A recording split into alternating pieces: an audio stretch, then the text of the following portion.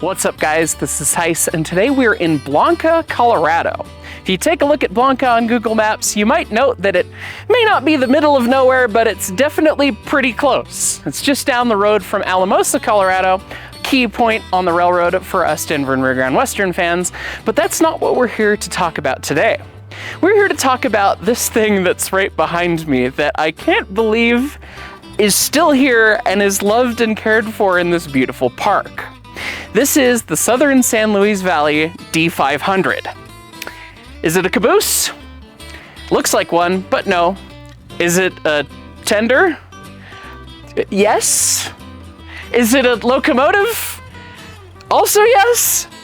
This thing is a fantastic and utterly bizarre kind of Franken-motive caboose tender diesel that we lovingly refer to it as, that was homebrewed just near here for this railroad, and it served them for an utterly long time, especially considering how bizarre it is. Originally chartered in the early 1900s to build from Blanca, Colorado to Taos, New Mexico, the San Luis Southern Railway never made it.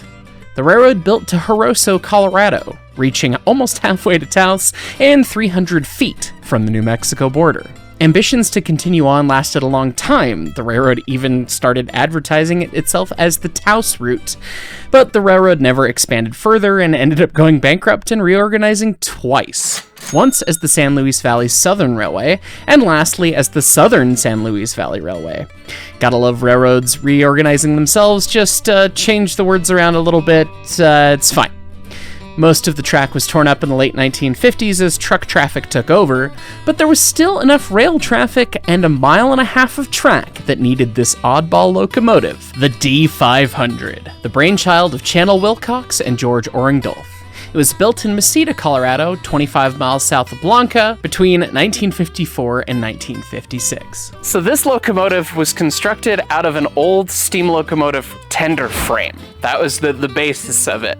It was an ancient steam locomotive tender that was taken and then made into an idler car by the Denver and Rio Grande Western. They didn't need the tender anymore, the scrap steam engine, but they kept it, used it as a dual gauge idler, so it had dual gauge pockets on both sides, though these days one of them's missing for whatever reason. The Southern San Luis Valley Railroad wanted to make a new locomotive. They had a couple steam engines, Denver and Rio Grande Western 683 and 688, and one of those will be notable because it's still at the Colorado Railroad Museum and is the only surviving standard gauge Denver and Rio Grande Western engine.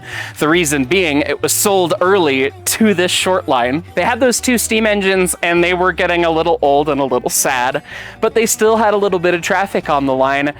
Not enough to justify the purchase or cover the purchase of a full second-hand used diesel locomotive, so they came up with this thing. And they came up with it after several attempts. This wacky thing is actually the first try. They tried to use rubber tires as the drive onto the rail wheels, and it didn't work, which is why the build date is so flexible on the D-500.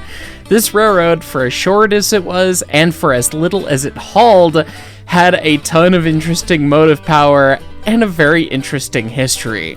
And this is true of many different railroads across the US, so you need to look around where you're at and see what fun history there might be right beside you that you've never even heard about. The homebrew locomotive is powered by an International Harvester UD24 diesel engine. It's more than 1,000 cubic inches. It was the most powerful diesel engine International Harvester made at the time. This locomotive was made in the late 1950s. They take the output of that engine, run it through a cat hydraulic transmission to the power axle of a Euclid truck. And then there's a series of sprockets, gears, and chains that take that what literally looks like the rear end from a truck that had just got bolted in the middle of a locomotive. They chain drive from that to one axle on each truck, and these are just the stock tender trucks from the steam locomotive.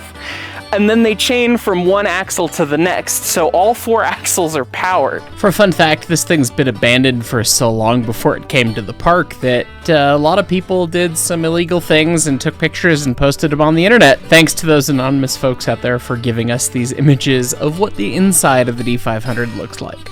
And while we're here, one of the fun things is that all of the red lights that you see on the locomotive itself are actually from a school bus, as evidenced by this saying stop. Then on the sides of the body of the locomotive, there are actual ballast holding spots where they just filled it up with scrap whatever to give this thing as much adhesion as it could. And so from the late 1950s until the 1990s, this was the sole locomotive of the Southern San Luis Valley Railroad. It replaced Denver and Grand Western 683 in the 50s, ran for 40 years basically, and then sat dormant, idle, kind of falling apart and being trespassed upon by many, wondering if it would just get scrapped someday or whatever. And it was just last year, people posted pictures. It's been moved. What happened? Is it scrapped? No. All of a sudden there's a picture of it under a pavilion. And then it's, oh, they're gonna repaint it.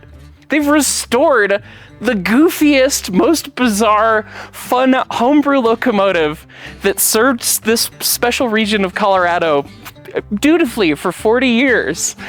And all of us in preservation thought, oh, it's such a niche, stupid, weird thing. Nobody's gonna wanna save it. No one's gonna wanna take care of it. But thanks to the Colorado Pacific Rio Grande Railroad that operates in the region these days, which took ownership over the San Luis and Rio Grande, which took ownership over the original Southern San Luis Valley Railroad. They donated it to the town of Blanca, and it's been lovingly restored and put in a really beautiful park that's well manicured and landscaped, and they're interpreting a number of different railroad artifacts. So it's such a bizarre thing to see this unique little locomotive being taken care of, and it's a heartwarming story of preservation. It's the goofiest little thing that was engineered by just a couple guys that needed to build a locomotive for their little 30-mile railroad. And it's one of those things that you'd, hear about in a history book and would have been scrapped and long forgotten. But here it is. You can come see it today if you come visit Blanca, Colorado. Anyways, guys, we had to stop by when we were visiting the Cumbres and Toltec to come see this thing because it is wackier than all hell. It's super neat, and the fact that it is here and looks as good as it does blows my mind, and I'm very happy to see it, and I hope you enjoyed this video as well. Thanks so much for watching, and we'll catch you all next time.